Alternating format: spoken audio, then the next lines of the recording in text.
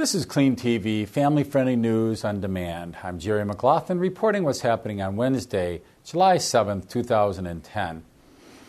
The Liberty Counsel has filed a lawsuit to overturn a recent ban on distributing Bibles on the public school campuses of Collier County, Florida. For years, the school board has allowed World Challengers to distribute free Bibles to interested students during off-school hours on Religious Freedom Day. But now the school officials claim the Bibles do not provide, quote-unquote, educational benefit to the students, and distribution has to stop. The Collier County School District policy specifically allows the distribution of literature by nonprofit organizations, but only with the approval of the superintendent and the Community Request Committee, whose members are appointed by the superintendent.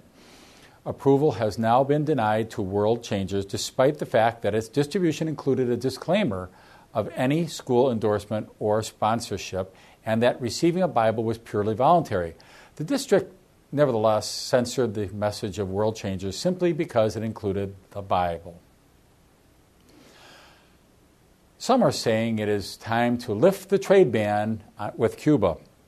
The 50-year-old embargo is a remnant of the Cold War, but now some see that a loosened grip could have its benefits, and lawmakers may actually get their way.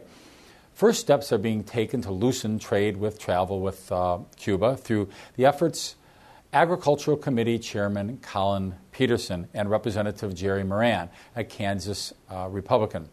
The bipartisan bill has broad support as a congressional panel prepares to tackle the ban.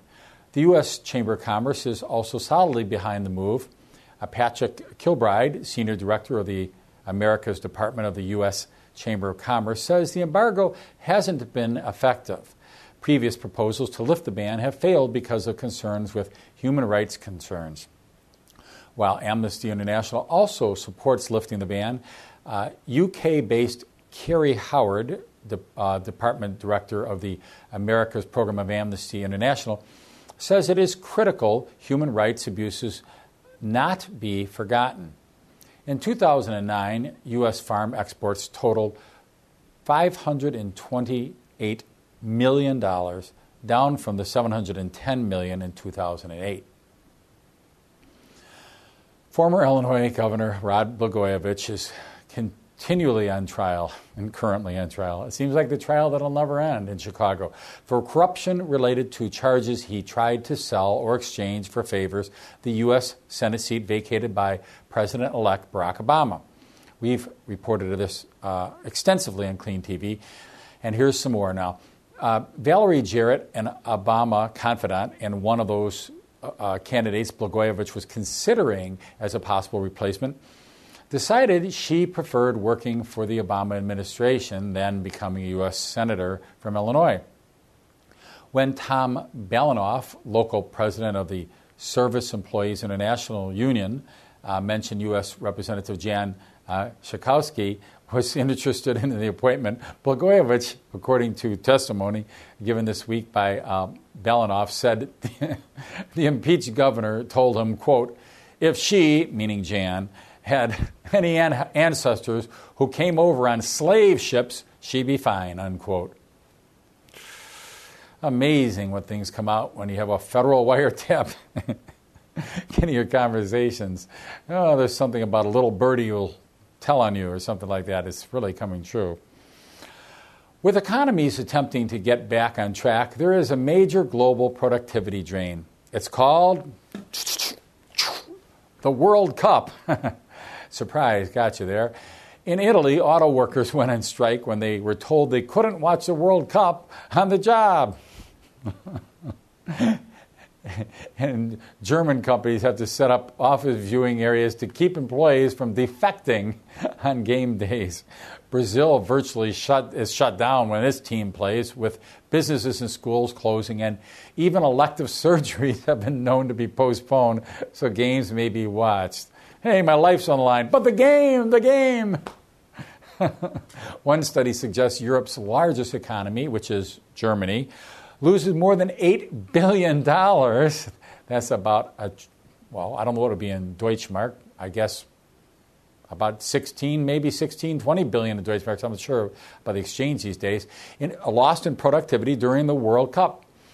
Surveys in Britain project output losses there are between 1.5 and 3 billion US dollars. The 2010 tournament is expected to break attendance and viewership records, and that's a lot of people who will be keeping one eye on their TV set, another eye on the ball. Hey, we got no more eyes left for the games. For the jobs. What's a job? Hey.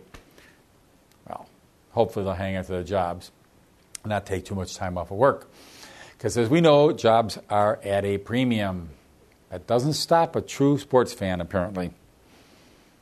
On CleanTV, way back on June 19th, we actually broadcast the first news, or one of the very first news stories about a story that has now come to pass. The United States government declaring war on the states. I shall now read that portion word for word once again from June 19th. The only difference here is that it is no longer a leak, quote unquote, but it's now an actual formal lawsuit, a federal suit, the government against the states.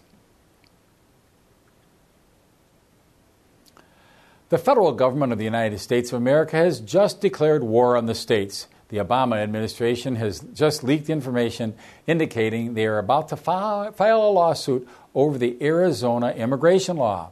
We've heard of states seceding from the union, but now Obama has the union seceding from the states in all-out war that the White House appears to be saying, no Constitution, no problem. Well, it bears repeating, so we read it again. This is serious stuff. I don't understand it. Why don't you just pick up the phone right now and call and say, hey, what are you declaring civil war on us for? And they'll say, oh, no, we're just filing against the immigration laws in Arizona. No, that's a civil war. That's the United States seceding from the states. Give me a break. They're supposed to be sovereign states. Where on earth do we get this business that the federal government is supreme? No, it's the electorate, the citizens. And if the United States ever forgets that, the citizens are supposed to do what it says in the Constitution to do. On that somber note, we'll conclude yet another edition of CleanTV Family Friendly News. Thank you for watching. I'm Jerry McLaughlin reporting.